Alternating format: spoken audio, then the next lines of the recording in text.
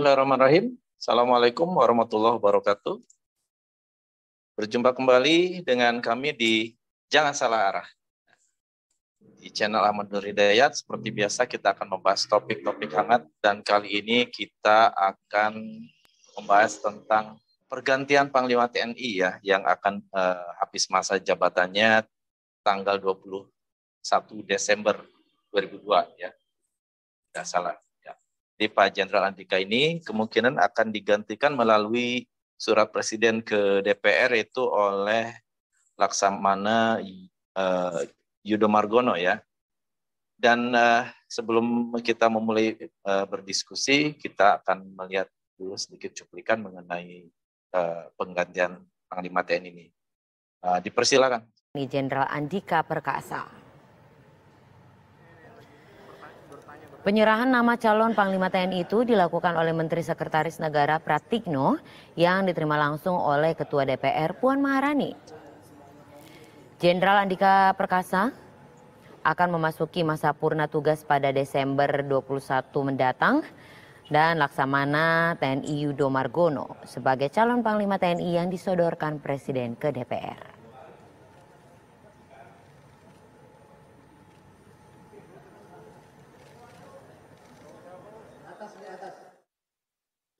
Saya akan mengumumkan bahwa nama yang diusulkan oleh Presiden untuk menggantikan Panglima TNI Jenderal Andika Perkasa SE.MAMSC adalah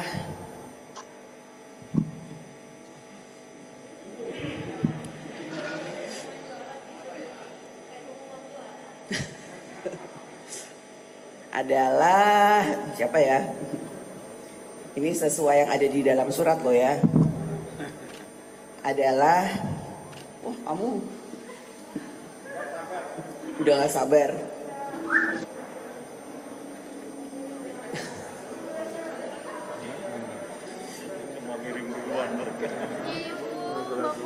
Adalah Laksamana TNI Yudo Margono SEMM,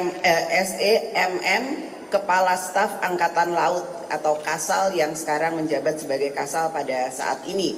Dan dengan sudah resminya surat dari Presiden kami terima oleh Ketua DPR dan pimpinan DPR, artinya bahwa Bapak Laksamana TNI Yudo Margono SEMM, Kepala Staf Angkatan Laut bisa segera mengikuti proses dan mekanisme yang ada di DPR untuk kemudian nanti melaksanakan mekanisme fit and proper yang ada di DPR. Ya, itulah tadi sedikit cuplikan pengumuman siapa yang diajukan oleh Pak Presiden Jokowi mengenai pengganti dari Jenderal Andika Perkasa.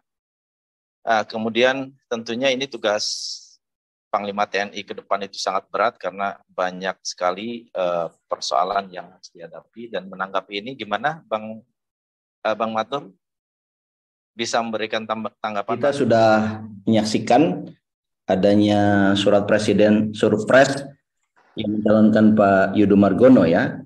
Dan saya mau sharing ya, kalau dari segi angkatan ya saya kira Pak Sal ini adalah orang yang sebetulnya hanya beda 1 tahun ya Bro Eko ya dengan Pak Andika. Jadi kalau Pak Andika pensiunnya Desember tanggal 21 tahun ini ya, maka kalau Pak Yudo itu tahun depan. Ya perkiraannya juga sekitar November atau Desember. Ya, di tahun depan sudah berganti lagi. Jadi artinya kita kalau melihat dari track recordnya Andika yang hanya beberapa tahun ya, 1 tahun saya kira, Pak Yudo Margono pun 1 tahun. Jadi ini yang tanda kutip ya, ini pergantian Panglima ini kok begitu sangat ya pendek-pendek lah begitu, tidak tuntas sampai 5 tahun ya. Ini menjadi satu istilahnya catatan kita yang pertama. Nah, catatan kedua kita tentang Pak TNI Pak Marsikal ya, TNI Angkatan Laut Pak Yudo Margono ini adalah bahwa beliau ini punya tugas yang sangat berat, terutama 2023 dan menjelang tahun 2024. Ya saya katakan 2023 karena kan kalau melihat dari masa pensiun beliau itu 2023 itu fullnya ya bertugas, tapi 2024 apakah dilanjutkan atau tidak? Nah, ini jadi question mark. Feeling saya, ya ini prediksi ya, Bro Eko bisa catat. Khusus untuk Pak Yudo Margono, feeling saya kok akan diperpanjang sampai 2024 karena tahun politik gitu ya. Jadi kalau ada pergantian di tahun-tahun juga riskan, apalagi ini adalah mengenai aparat keamanan kita ya. Nah, saya ingin ini saya tampilkan ya profilnya. Ini profil yang dihadap-hadapkan dengan Pak Andika. Jadi dari sisi usia tadi saya katakan bedanya lulusan tahun 87 akmilnya Pak Andika Perkasa. Kalau Pak Yudo Margono itu tahun 88. Jadi bedanya hanya 1 tahun. Secara usia pun ya usia beliau 56, usia Kasal Pak Yudo 55 ya, Pak Andika 56, Pak Yudo 55. Jadi masa pensiunnya di sini ya mungkin ada salah catat, ini bukan November tapi Desember. Saya kira Desember tahun ini untuk Pak Andika dan tahun depan untuk Pak Yudo Margono. Jadi kalau dilihat dari profil seperti ini ya besar kemungkinan Pak Yudo ini akan diperpanjang sampai 2024 karena ada momen politik ya. Kalaupun diperpanjang itu artinya pensiunnya juga diperpanjang. Kalau diganti ya saya kira sulit lagi ya Panglima baru akan melakukan ya masalah update keamanan menjelang pemilu 2024 ya. Pemilu ingat bulan Februari. Jadi hanya 3 bulan lagi pemilu itu dilakukan, dan kalau diganti pergantian TNI saya kira nanti akan muncul ketidakstabilan yang baru yang tidak perlu lah setidaknya seperti itu. Nah, saya kira ada tugas-tugas besar ya yang harus dilakukan oleh Panglima TNI yang baru dalam rangka meneruskan apa yang telah dilakukan oleh Jenderal Andika ya. Menurut saya tugas tugas berat itu pertama adalah masa menjelang pemilu 2024. Ya, kita tahu bahwa pada 5 tahun yang lalu pemilu 2019 ya berarti ya, itu aparat keamanan terutama dari kepolisian itu banyak terlibat dalam dalam pemenangan partai politik ataupun pemenangan presiden. Nah, ini juga seruan buat seluruh aparat keamanan ya, tidak hanya buat Panglima TNI, bahwa seharusnya aparat keamanan itu tahun 2024 ini itu betul-betul menjunjung tinggi netralitasnya. Ya, jadi betul-betul harus netral betul. Ya, tidak perlu menggiring opini ya ke tempat lain lah gitu. Itu tugas pertama dari seorang panglima yang baru. Tugas yang kedua adalah bahwa kita melihat ada ya yang lalu ini ketegangan antara Kasat dengan Panglima. Dan saya kira kalau nanti Pak Yudo ini menjadi Panglima, harusnya tidak ada ketegangan seperti halnya ketegangan yang lalu. Karena kan beliau bukan dari Kasat ya, beliau dari Kasal, mudah-mudahan berkomunikasinya lebih bagus dengan para pimpinan kepala staf yang lain. Baik tidak hanya Angkatan Darat ya, tapi Angkatan Udara dan Angkatan Laut yang menggantikan beliau nanti. Itu tugas yang kedua. Tugas besar berikutnya adalah ini ada beberapa kejadian tahun 2023 ini yang perlu diwaspadai. Di antaranya adalah, ini prediksi ya, krisis ekonomi yang berlaku global. Kalau ini terjadi, ini akan juga terdampak buat ekonomi Indonesia.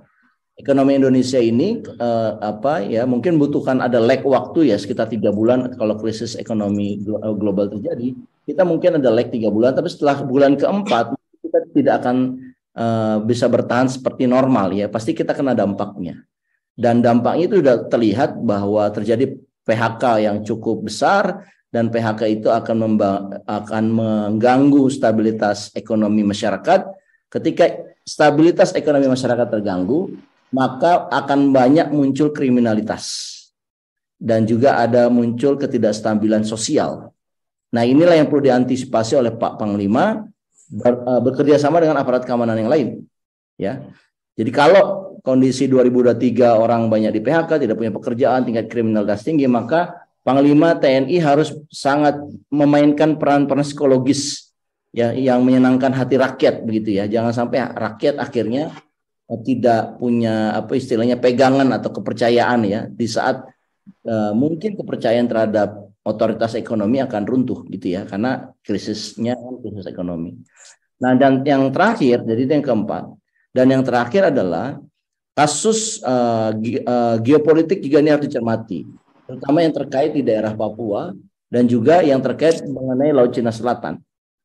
Ya, ini perlu diwaspadai karena ya apa yang terjadi di Papua ini kelihatannya persepsi publik Papua terhadap kinerja Indonesia, terutama pemerintahannya ini terus tertekan gitu ya, dan ini bisa mengakibatkan ada satu proksi dari geopolitik di tingkat global. Misalkan ketika Indonesia dianggap dekat sama China, kemudian Australia merasa terganggu dengan Indonesia dekat sama China, Papua ini bisa dijadikan alat mainan baru sebagai proxy war. Jadi Panglima TNI ini harus aware dengan kondisi itu sehingga Papua tidak lagi menjadi proxy war. Jadi kalau negara-negara besar yang bertempur, ya silakan aja mereka bertempur, itu hak mereka. Tetapi jangan sampai kita dijadikan proxy war.